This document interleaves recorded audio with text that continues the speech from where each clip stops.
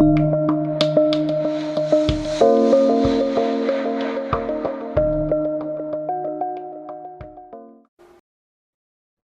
everyone, Pam Gregory, astrologer. I'm going to be talking to you today. I'm going to be focused on the total lunar eclipse that we have coming up in Taurus on the 8th of November, because it's very big. In fact, this whole eclipse period that we're in right now, we're in the thick of it, we're in the intensity of it.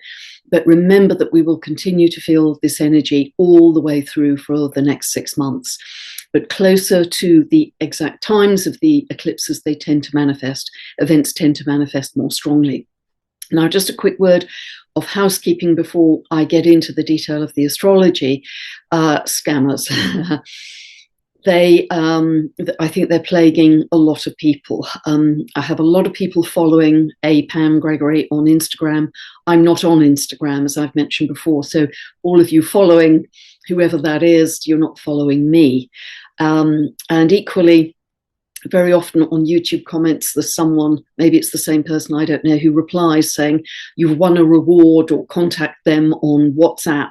I'm not on WhatsApp. I will never, ever, ever reach out to you to offer you rewards, free readings. I'm not doing any more client work right now because I'm dedicating myself completely to helping the collective 7 days a week through this huge transition. So I won't ever be reaching out to you in that way. So I've had dozens of emails from people saying, have I won something? And so because many reports have gone into YouTube, but nothing has changed so far, just ignore it. Just ignore it. It's not me. It's a person who is trying to inevitably get money from you. I just don't want people to lose money. Okay, so let us talk about this total lunar eclipse. This is really like a big full moon. It's powerful, but it's even more powerful because it's total. And so look at where it's falling. It's falling at 16 degrees of Taurus. So see where that's falling in your own chart. And if you don't know what I'm talking about, you can download a free birth chart from my website. You can go to this link below and get a 2-part video series, which will explain from zero for you exactly how you can find these places in your chart that I talk about with every update and what it means for you. And it's really the beginning of your astrological journey.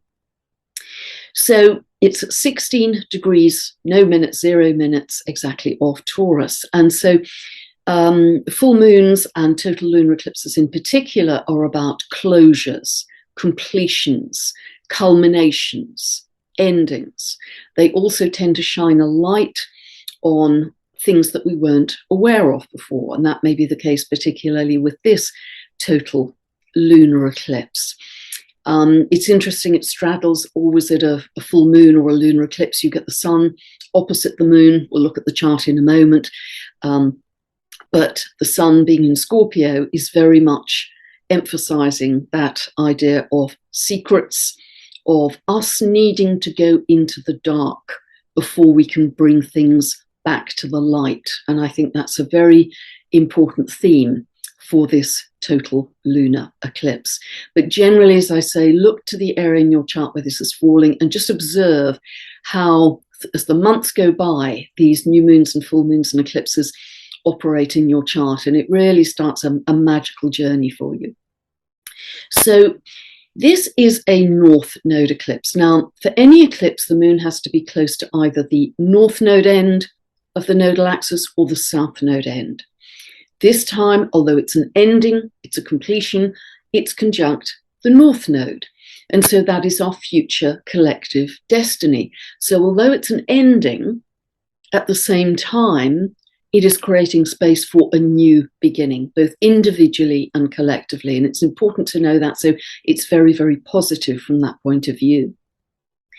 The totality of the eclipse, the period of time when this eclipse is total, is quite long.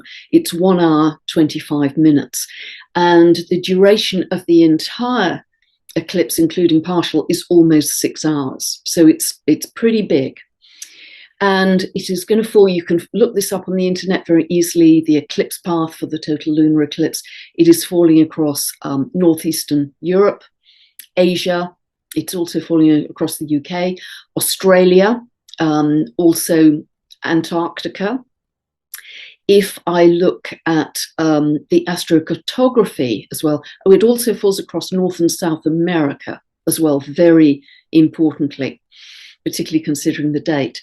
If I look at the astrocartography for this total lunar eclipse, which is if the eclipse was to leave, sun and moon were to leave a shadow falling across the Earth, across certain geographies at the time it's exact, it's falling across Scandinavia, Central Europe, particularly Italy and Switzerland, and also the northwest corner of South America. Pluto, big symbol of transformation at this total lunar eclipse, is falling through Mexico and central US and Canada. So with all of those geographies, not all of them will come into prominence at this time, but it's likely that some of them will. There'll be particular events that will push some of those geographies that are highlighted either by astrocartography or the eclipse path into the news, into prominence in some way. So this total lunar eclipse is happening on the 8th of November. It's happening at 3:01 a.m. Pacific and 11:01 a.m. UK time. So let me share my screen so you can take a look at the chart here. And here we go. This is set for London. I will set them for the UK because this is where I live. And so ignore the clock face, ignore the houses. We're just going to look at where the planets fall and their aspects to each other. Now, the first thing to observe is there is enormous fixity in this chart. Enormous, because we have 6 planets in total in fixed signs. We have Mercury, Sun, Venus in Scorpio, a fixed sign, square to Taurus in Aquarius, a fixed sign, square to the Moon and Uranus in a fixed sign, and of course the nodal axis is also across fixed signs, Taurus and Scorpio. So there's tremendous tension because there's nowhere for the energy to go. In fixity, fixity wants to hold the energy tight, hold it steady so it won't shift. But of course there's a huge buildup in energy. And I've mentioned in the past for sure that one of the classic signatures for earthquakes and volcanoes, seismic activity, is when there is a square between Saturn and Uranus, particularly when they're in fixed signs, and particularly when Uranus is in Taurus, fixed Earth. Because again, Saturn wants to hold things steady, hold them tight, doesn't want them to move, stay as they are. Whereas Uranus wants surges forward, surges towards the future. So Uranus represents, the energy is discontinuous, like quanta of energy in quantum terms. So it surges, it's bolts of lightning, it's that kind of thing. So these surges of energy are coming up, but held in tension in this T-square. But something has to break. So not only that square is a classic signature for earthquakes and volcanoes, but eclipses in general are signatures for greater seismic activity. So we will see what unfolds here, but of course it can be political earthquakes. If you notice what's happened in the UK news recently, political earthquakes, financial earthquakes, because this total lunar eclipse again is on the financial axis of Taurus Scorpio. I'll talk more about that in a moment. It can be earthquakes of all kinds, but it's also potentially behavioral earthquakes because the buildup of energy is so strong, and there's a lot of frustration actually energetically in this chart, as I'll go on to describe. Something has to break. So the total lunar eclipse, of course, also highlights this long-running square that I've talked so much about between Saturn at 18 of Aquarius and Uranus at almost 17 of Taurus. And it's also, of course, here being part, it's very much involved in this total lunar eclipse. So just to shorthand some of the themes, it's the past versus the future, it's the old versus the new, it's control, Saturn versus freedom, Uranus. And ultimately, Uranus will win in these battles, but we really are coming to the crescendo now that I thought we would come to at this period in time. November, I believe, is an even more significant, even more powerful month of change than October.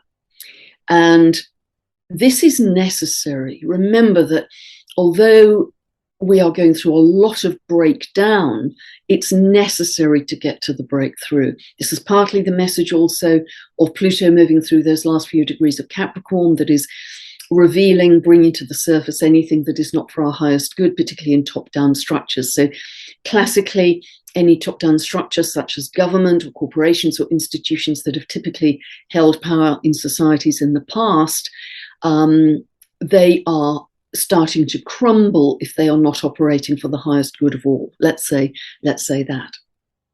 And I think that's very clear. So let's talk about the moon here being in itself the total lunar eclipse, because it's opposed to the sun here at exactly 16 of Taurus Scorpio. Just to remind you, Taurus is money, it's banking, it's wealth, it's currencies. It's also to do with our sense of safety and security, our fundamental security needs as well. Continuing the financial theme, Scorpio is also to do with finance in terms of big money, often hidden money, big investments, mortgages, loans, debts, pensions, that kind of thing as well. So it's very linked in that way to the stock market. It's linked, Scorpio is the planet linked to power. It's also linked to a kind of existential fear, a fear that's so big and so deep that it's hard to define. It's linked to things that are underground and underhand, because it's ruled by Pluto that wants to dig deep into things.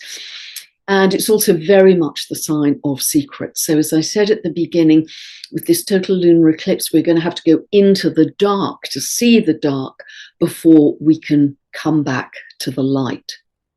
The other big urge, I think, at this total lunar eclipse is that we want to move from complexity, complex emotions, which are scorpionic, to simplicity.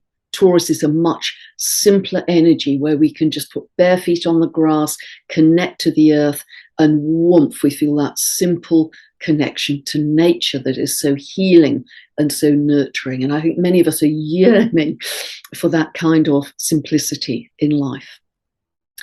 So it is likely that this will in some way manifest on the financial axis.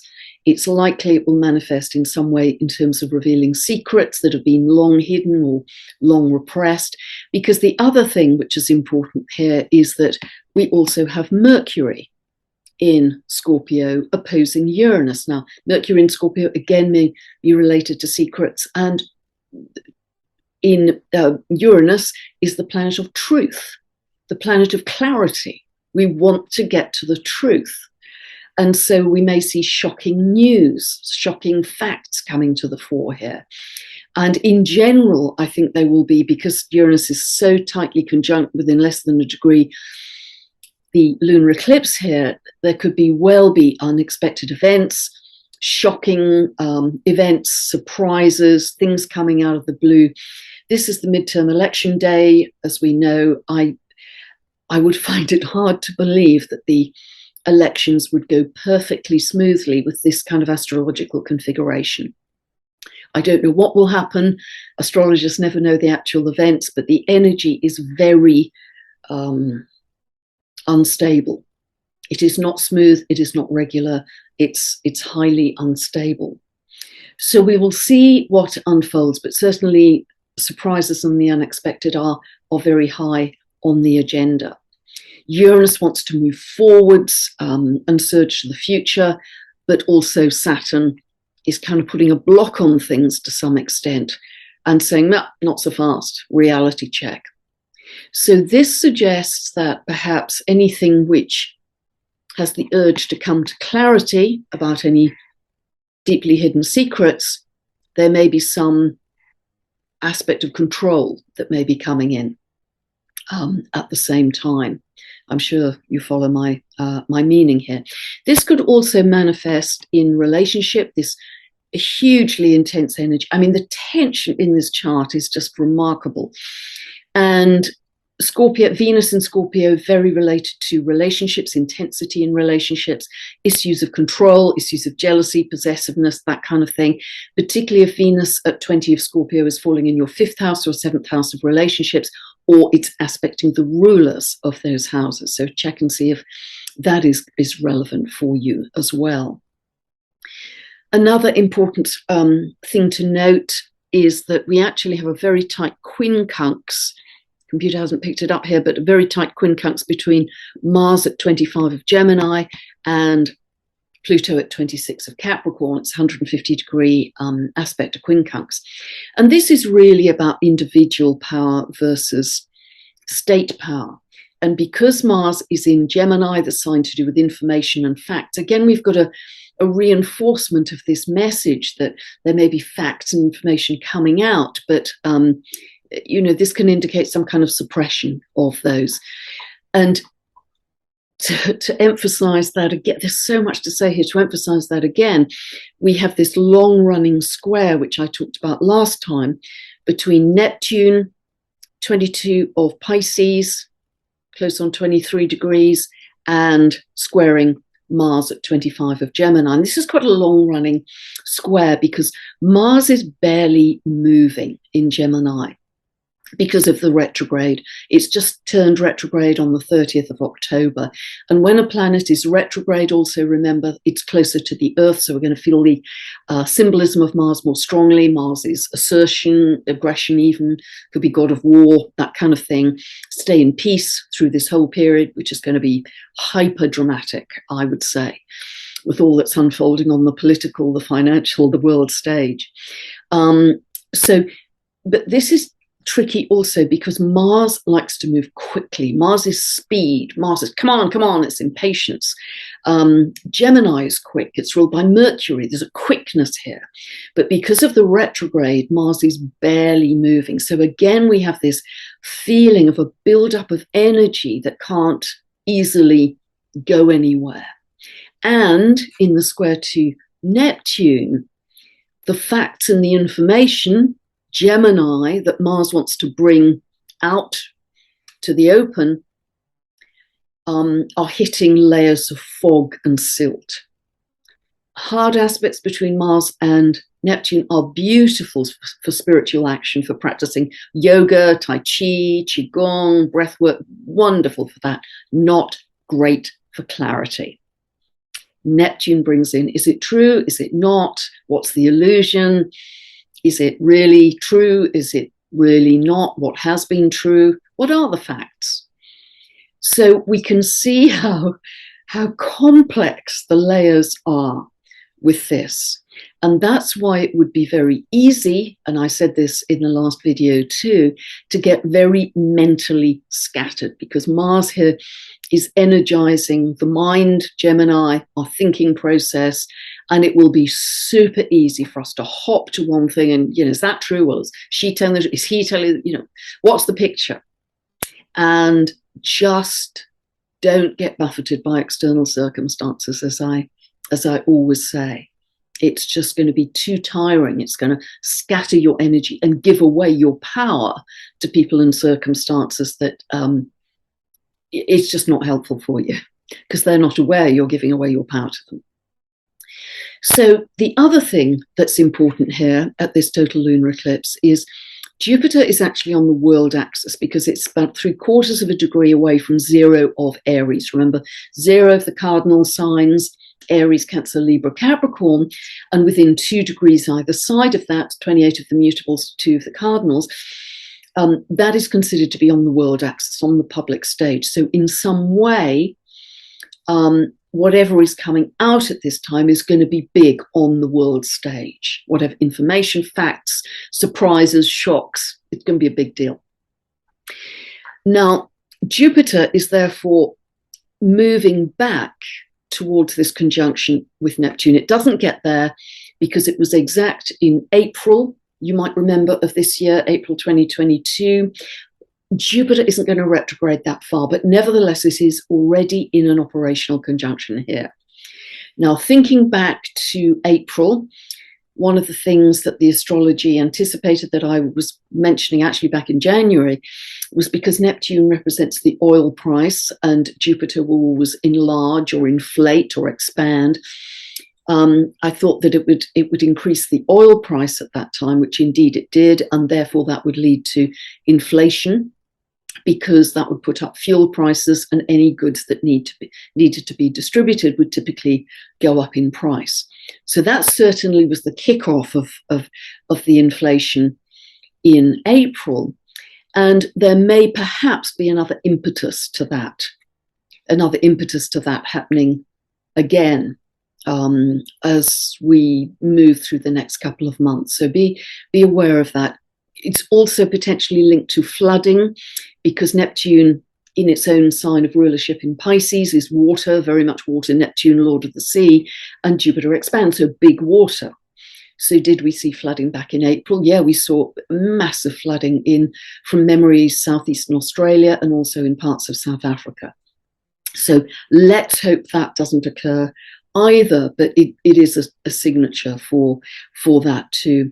This is much better used for really using your imagination, Neptune, for your future visions, dreaming in a more beautiful world.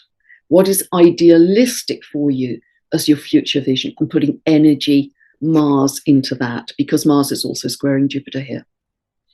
Putting energy into breathing into something beautiful. So it's very clear that we are moving through this period of a breakdown of the old order.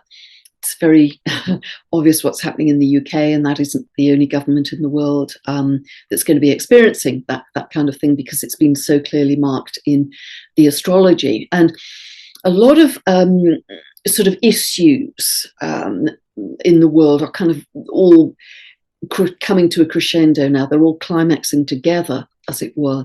And remember that eclipses can very often, particularly a total lunar eclipse, can bring permanent changes into a situation.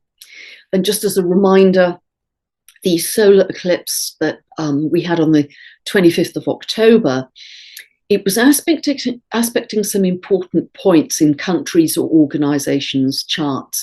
For instance, it's exact to the minute on the base of the EU chart, which is about its natural resources, but it's also aspecting its government and leadership. The solar eclipse is also conjunct the Sun, SUN, of the United Nations, and conjunct the ascendant of NATO. So these are big, big organizations. This total lunar eclipse is conjunct the moon, which is the chart ruler of the Federal Reserve. It is also falling across the midheaven ruler for President Biden. And the midheaven is your career, your reputation, your status in the world as well. Mars here, as it was at the solar eclipse, is tightly conjunct the Mars of the US. It's 1776 natal Mars. It's also conjunct the Sun, SUN, of Xi Jinping. So we have a lot of potential aspects with important people, countries, organizations as we go through these eclipses. Now, things may not happen exactly on the day. Don't expect that. You know, so often people say with astrology, well, nothing happened on that day, so therefore, yeah, it's a waste of time. The intensity, the potency of the energy is around that day, but remember, it continues for another 6 months. But nevertheless, this is on a very important day for the US. And as I've always said, whatever happens in the US, I believe, is going to ripple across the rest of the world in some way, particularly because the US is also going through its Pluto return, linked to the economy, which they're interlinked across the globe, politics, constitution, etc. I've talked about that a great deal. So a lot of drama, a lot of color out in the 3D world. I'm going to stop sharing here. A lot of drama, a lot of color. Really do try and go beyond the chaos. Don't get caught up in the chaos, even though there will be so much to hear and see. Because if we get caught up in the chaos, particularly with any negative emotion, fear, anxiety, panic, anger, whatever polarity of any kind, they're right, we're wrong, other way around, doesn't matter. You are energizing, as I've said many times, what you absolutely don't want. So go beyond that. This is our mastery. We are being tested. We are being trained for mastery right now. So go beyond the drama, go beyond the color, go beyond the chaos. And remember that astrology is massively helpful at these times, even if it's extremely uncomfortable at the 3D level. Didn't we anticipate with the astrology that this was this kind of thing? I don't know the actual events ever. You have to go to very clever, gifted psychic people for that. I can't see those events. But nevertheless, the astrology was very clear that this was an accelerated period of breakdown. So astrology is massively reassuring in that way, that you don't get quite so caught up in the terror of it, because you think, yeah, it's meant to happen. I have to smash out my old kitchen before I can fit the new one, which is going to be so much more beautiful than this old one, which really hasn't been working very well for a long time. So that's the perspective. It's, yep, dramatic, colorful, uncomfortable, but it's a necessary part of the process to get us to a much better place. So focus on the much better place. Focus on what's beautiful, on what's loving, on what's compassionate, on where we can come together in a heart-based community and really start to share and build something magnificent that we've never actually known, certainly in this lifetime and maybe many lifetimes, because that's what these surges of energy, of the cosmic energy, the galactic energy, the photonic energy, which I talked about for so many months, that's where those energies are taking us. And that's why this collapse is so accelerated, because these are very high frequency energies. We had the biggest surge, gamma ray surge from the sun on the 9th of October. It was the strongest surge from the sun that had ever been recorded. That affects us, it affects the earth, and it affects us because it's evolving us at incredibly fast speed. So know that and just ride those waves of ascension and upgrade, and know, absolutely know, that it's taking us to a better place, and link with other people on the same frequency across the world. Doesn't matter if we don't speak the same language. We are linking together digitally, spiritually, to come together and say, yep, we can create something from love that is way better than this. So God bless. I hope this has helped you. If you'd like more information about my books, training videos, long monthly newsletter, just check out my website, pamgregory.com. Thanks so much for listening. Bye for now.